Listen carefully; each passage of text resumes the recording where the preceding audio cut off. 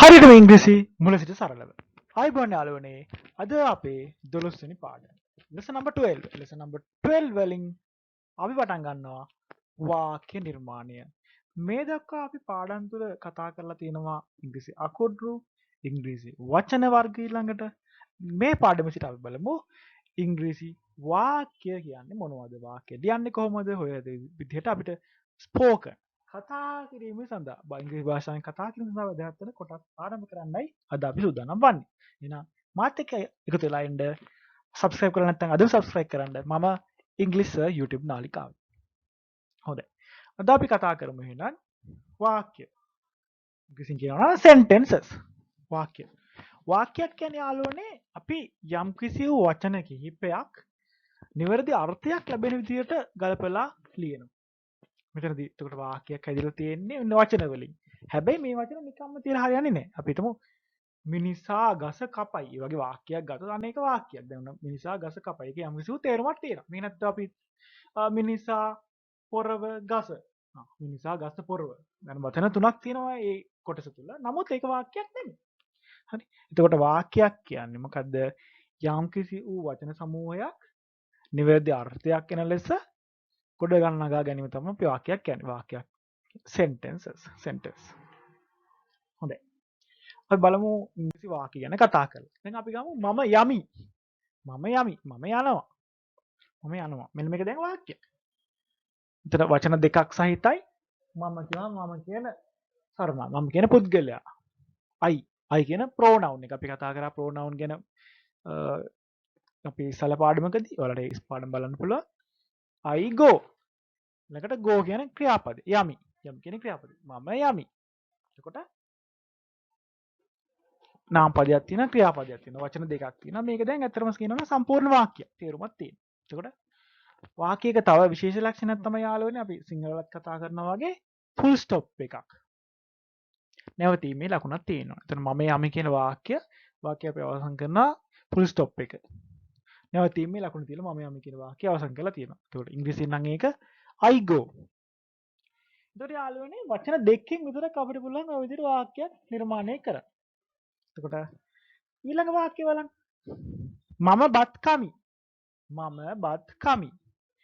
ඉංග්‍රීසියෙන් කියනවා නම් මම නම් I. බත් නම් rice. කමි eat. එතකොට I rice eat.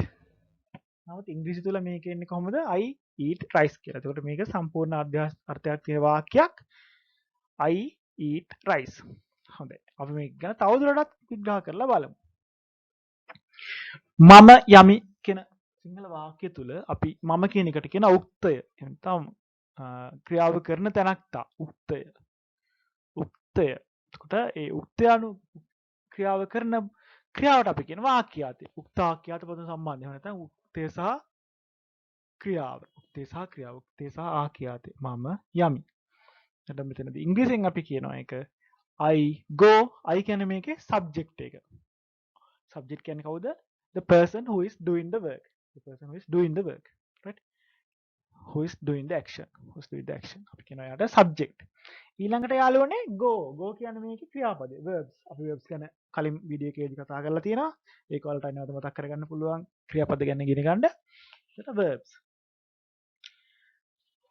නාම පදයක් සහ ක්‍රියාපදයක් ඉදලා තියෙනවා එතකොට subject එක විදිහට I කියන නාම පදය ඉදලා තියෙනවා I කියන සර්වනාම පදය ඇත්තටම කියනවා නම් I කියන සර්වනාම පදේ I go subject එක I verb එක go එතකොට ඒ වාක්‍ය හැදලා තියෙන්නේ subject එකකුයි verb එකකුයි එකතු වෙලා. සිංහලෙන් කියනවා උත්තේ සහ ආඛ්‍යාත.